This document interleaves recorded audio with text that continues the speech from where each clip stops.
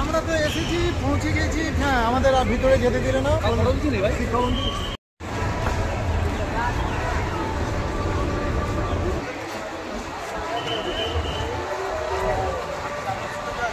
মন্দির ও সোপানো তলে কত প্রাণ হলো বলিদান, লেখা আছে অশ্রু জলে। আসি বা হাসবো হাসবো পড়বো ফাঁসি, দেখবে ভারতবাসী। এই গানগুলো শুনলে কিন্তু আমাদের সেই সময়কার বিপ্লবীদের কথা মনে পড়ে। আজকে যা 15ই আগস্ট ৭৯তম স্বাধীনতা দিবসে আমি আমার প্রাণপ্রিয় সমস্ত ভারতবাসীকে স্বাধীনতার প্রতি শুভেচ্ছা অভিনন্দন জানাই। হচ্ছে স্কুলের সমস্ত বাচ্চারা সেখানে এসছে এবং বিভিন্ন প্রদর্শনী কিন্তু চলছে। আমি যদি একটুখানি ব্যাক ক্যামেরা অন করি, দেখা যাবে পিছন ঢাকিরা। তারপর কিছুক্ষণ আগে প্যারেড হয়ে গেছিলো এখান থেকে, সেই শহীদ যে টেম্পল মেমোরিয়াল কলকাতা পুলিশের সেই পিছনটার দিকে আমি অবস্থান করছি। এবং রেড রোড দিয়ে কিন্তু দেখুন একটার পর একটা ট্যাবেলো ব্যানার কিন্তু এরা নিয়ে চলে যাচ্ছেন। এবং এই ঢাকিদের পর্ব আগেও আমরা দেখেছি, কিছু আগেও দেখেছি যে কলকাতা পুলিশের বিভিন্ন বাহিনী তারা কিন্তু রোড শো করে গেছেন। তো আমি যেটা বলতে চাইছিলাম যে আমাদের এই স্বাধীনতা দিবস, ৭৯তম স্বাধীনতা দিবস, এই স্বাধীনতা দিবস কিন্তু খুব সহজে আসেনি। সুদীর্ঘ পথ আমাদের অতিক্রম করতে হয়েছে এই স্বাধীনতার জন্য। 1498 খ্রিস্টাব্দে প্রায় 523 বছর আগে ভাস্কো দা গামা কিন্তু ভারতের এই ভূখণ্ড আবিষ্কার করেছিলেন এবং ভারতের তার দেখানো পথ ধরেই কিন্তু ডাচ, ওলন্দাজ বণিকরা ভারতবর্ষে আসেন এবং তারা বাণিজ্যের উপনিবেশ গঠন করেছিলেন। এবং তাদের দেখানো পথ দিয়েই কিন্তু আমাদের ব্রিটিশ ইস্ট ইন্ডিয়া কোম্পানি কিন্তু তারা এসেছিলেন এই দেশে বাণিজ্য করতে। এবং বাণিজ্য করতে এসে তারা দেখেছিলেন যে শস্য সুফলা এই ভারতবর্ষে প্রচুর পরিমাণ ধনসম্পদ আছে এবং সেই ধনসম্পদ তারা কিন্তু লুট করতে শুরু করেছিলেন।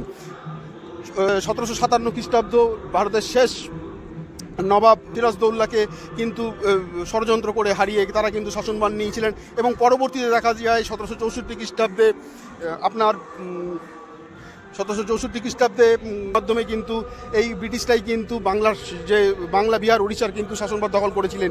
যারা এখানে বিজনেস করতে এসেছিলেন সেই ব্যবসার মানদণ্ড কিন্তু তারা রাজদণ্ডে পরিণত করেছিলেন এবং ভারতে কিন্তু তারা শাসন করার পরিবর্তে শাসনের সঙ্গে সঙ্গে তারা কিন্তু প্রচুর পরিমাণ অত্যাচার শুরু করেছিলেন। এবং সেই অত্যাচারগুলো কিন্তু আমরা দেখতে পাই যত বেড়েছে ততই কিন্তু আমাদের বিদ্রোহের পরিমাণ কিন্তু তত পরিমাণই বাড়তে শুরু করেছে। আমরা যদি দেখি 1755 খ্রিস্টাব্দে সাঁওতাল বিদ্রোহ সিধু কানহু কিন্তু প্রথম বিদ্রোহ করেন এবং প্রথম শহীদ হন, ব্রিটিশদের হাতে মৃত্যুবরণ করেন। তার পরবর্তীতে 1855 খ্রিস্টাব্দে সিপাহী বিদ্রোহ কিন্তু এই বাংলার মুখেই গড়ে উঠেছিল। ব্যারাকপুরে মঙ্গল পাণ্ডে, তাতিয়া টোপি, ঝাঁসি রানী লক্ষ্মীবাই এরা কিন্তু এই ব্রিটিশদের বিরুদ্ধে প্রথম আগ্নেয়াস্ত্র ধারণ করেছিলেন এবং ব্রিটিশদের সঙ্গে তারা যুদ্ধ করে কিন্তু প্রাণ আত্মবলিদান দিয়েছিলেন। আত্মবলিদানের যদি আমরা হিসাব করি, এই বাংলার মাটিতেই কিন্তু প্রচুর পরিমাণে সবথেকে বেশি বিপ্লবী কিন্তু বাংলার মাটি থেকেই প্রাণ দিয়েছেন। কলকাতা বাংলায় ঘিরেই কিন্তু স্বাধীনতার এই সমস্ত আন্দোলনগুলো যোদ্ধার রূপ ধারণ করেছিল, এ বিষয়ে কোনো সন্দেহ নেই। সবথেকে বেশি সংখ্যক আন্দামান জেলে তারা গেছিলেন, কালাপানিতে মৃত্যুবরণ করেছেন এবং বিভিন্ন সময় জেল কেটেছেন, গুলির মুখোমুখি হয়েছেন। 1957 সালের পর যদি আমরা 1905 সালে দেখি বঙ্গভঙ্গ আন্দোলন, রবীন্দ্রনাথ ঠাকুর রাখি বন্ধন উৎসব করছেন। 1911 সালে কলকাতা থেকে রাজধানী দিল্লিতে স্থানান্তর হচ্ছেন। সেই সময় কিন্তু খালি পায়ে ফুটবল খেলে মোহনবাগান ক্লাব ইংরেজদের কিন্তু হারিয়ে আইএফএ শিল্ড চ্যাম্পিয়ন হন এবং ইংরেজরা কিন্তু তখন থেকে বুঝতে পেরেছিলেন যে আমাদের এই পরাধীনতা, তাদের এই শাসন তারা মেনে নিতে পারবে না। ভারতরা জাগ্রত হচ্ছে এবং বাংলার অলিতে গলিতে কিন্তু এই বিপ্লবী সংগঠন, গুপ্ত সমিতি, অনুশীলন সমিতি কিন্তু একের পর এক তৈরি হয়েছে এবং বাংলার বিপ্লবীরা কিন্তু পুলিশের হাতে প্রাণ দিয়েছেন। সর্বকনিষ্ঠ হিসেবে সর্বশেষ হিসেবে কিন্তু প্রাণদান করলেন আমাদের ক্ষুদিরাম বসু 1907 খ্রিস্টাব্দে। তার দেখানো পথ ধরেই, তাকে দেখেই কিন্তু তার ফাঁসির মঞ্চ থেকেই কিন্তু আরও বিপ্লবীরা অনুপ্রাণিত হয়েছিলেন এবং ঘরে ঘরে কিন্তু ক্ষুদিরামের জন্ম দিয়ে গেছেন। অমৃতলাল বাজার পত্রিকা এই সমস্ত পেপারগুলোতেই কিন্তু একের পর এক বিপ্লবী কাহিনী কিন্তু সারা ভারতবর্ষের মধ্যে ছড়িয়ে পড়ে। হত্যাকাণ্ডের যিনি ইউরোপিয়ান ক্লাবে আগুন লাগিয়েছিলেন এবং ধরা পড়ার আগে কিন্তু পটাশিয়াম সাইনাইড খেয়ে তিনি মৃত্যুবরণ করেছিলেন। তারও পরবর্তীতে আরও যদি এগিয়েছে তত কিন্তু এই আন্দোলন ব্রিটিশদের যত শাসন বেড়েছে, শোষণ বেড়েছে, অত্যাচার বেড়েছে, নিপীড়িত আমরা হয়েছি, ততই কিন্তু এই বিপ্লবী কার্যকলাপ কিন্তু আমাদের বৃদ্ধি পেয়েছে। 1942 সালে ভারত ছাড়ো আন্দোলন, সেই ভারত ছাড়ো আন্দোলনের মধ্য দিয়ে কিন্তু আমাদের মহাত্মা গান্ধী সারা ভারতবর্ষে কিন্তু এর ঢেউ তুলে দিয়েছিলেন যে পরাধীনতার শৃঙ্খলকে আমাদের মুক্ত করতে, আমরা তা অর্জন করবই। ইনকলাব জিন্দাবাদ, ভগৎ সিংয়ের ইনকলাব জিন্দাবাদ কিন্তু সাধারণ মানুষের মনে, সাধারণ বিপ্লবীদের মনে কিন্তু পরাধীনতার শৃঙ্খল মোচনের জন্য তৎপর হয়ে উঠেছিল। কিন্তু এদের সবার মধ্য থেকেও কিন্তু যার নাম না করলেই নয়, তিনি হলেন আমাদের সবার প্রিয় নেতাজি। নেতাজি বন্দী ছিলেন, সেখান থেকে বাসভবন ছদ্মবেশে কান্দাহার কাবুল হয়ে কিন্তু তিনি বার্লিনে গিয়ে পৌঁছেছিলেন এবং সেখানে যুদ্ধবন্দী ভারতীয়দের নিয়ে আমাদের রাসবিহারী বসু কিন্তু আজাদ হিন্দ বাহিনী গঠন করেছিলেন এবং তার অনুরোধেই কিন্তু সেখানে আজাদ হিন্দ বাহিনীর সর্বাধিনায়কের পদ অলঙ্কৃত করেছিলেন আমাদের সুভাষচন্দ্র বসু এবং তিনি সেই বাহিনীকে নিয়ে ভারতবর্ষের মধ্যে প্রবেশ করেন এবং মণিপুরের কিছু অংশ দখল করে নেন। বিভিন্ন কারণে এই বাহিনীর কার্যকলাপ স্তব্ধ হয়ে গেছিল এবং কিন্তু দিল্লি একমাত্র পথ যেখান থেকে আমরা মুক্তি পাওয়া যাবে। তাই তিনি বলেছিলেন দিল্লি চলো। এর সঙ্গে তিনিও বলেছিলেন তোমরা আমাকে রক্ত দাও, আমি তোমাদের স্বাধীনতা দেবো। পিছন দিকের রেড রোডে কিন্তু আমরা দেখতে পাচ্ছি যে পিছন দিকের রেড রোডে এখনও কিন্তু সেই টাবলো নিয়ে সমস্ত ছেলে মেয়েদের দল কিন্তু একের পর এক যাচ্ছে এবং মূল অনুষ্ঠান কিন্তু কলকাতার বুকে রেড রোডে কিন্তু পরিচালিত হচ্ছে।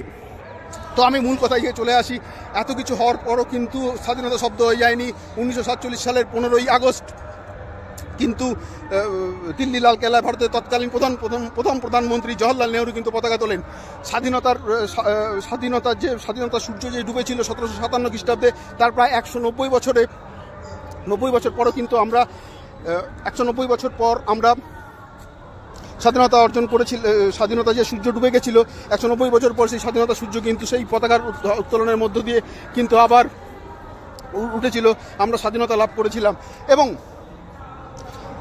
সব দিক দিয়ে দেখতে গেলে কিন্তু ভারত এখন উন্নয়নশীল দেশগুলির মধ্যে অন্যতম প্রধান দেশ, চতুর্থ অর্থনৈতিক দিক দিয়ে চতুর্থ বিশ্বের সবথেকে জনবহুল রাষ্ট্র। 140 কোটির বেশি লোক সংখ্যা এখানে বসবাস করেন এবং আমরা সাহিত্য, বিজ্ঞান, প্রযুক্তি, লেখাপড়া, খেলাধুলো সমস্ত দিক দিয়ে এগিয়ে রয়েছি। আমরা ধান, চাল, পাট, গম উৎপাদনে প্রথম স্থান অধিকার করি, চা উৎপাদনে প্রথম স্থান অধিকার করি, বিজ্ঞান প্রযুক্তিতে অনুষ্ঠান করি।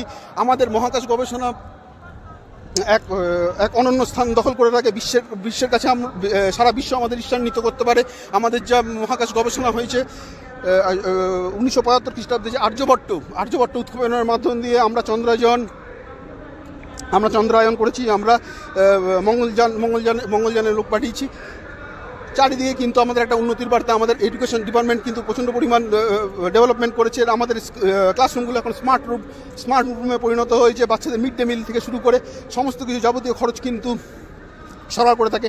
চারিদিকে কিন্তু আমাদের একটা উন্নতির মাত্রা দেখা গেছে। কৃষিক্ষেত্রে কিন্তু আধুনিক যন্ত্রপাতির ব্যবহার দেখা যাচ্ছে এবং সমস্ত ক্ষেত্রেই কিন্তু একটা পরিবর্তনের সুর আমরা কিন্তু বারবার করে দেখতে পাই। তবুও আজকে স্বাধীনতা দিবস বলতে দ্বিধা করে না। জাতি, ধর্ম নির্বিশেষে কিন্তু এখনও জাতপাতের লড়াই চলছে।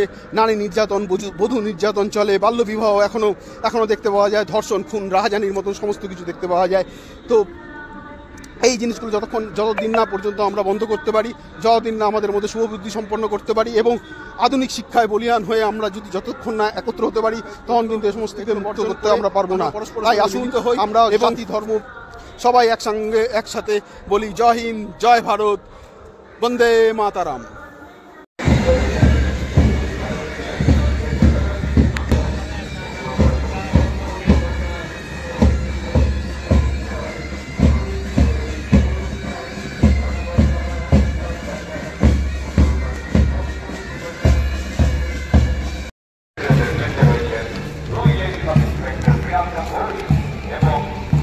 ছাতাটা এদিকে দাও।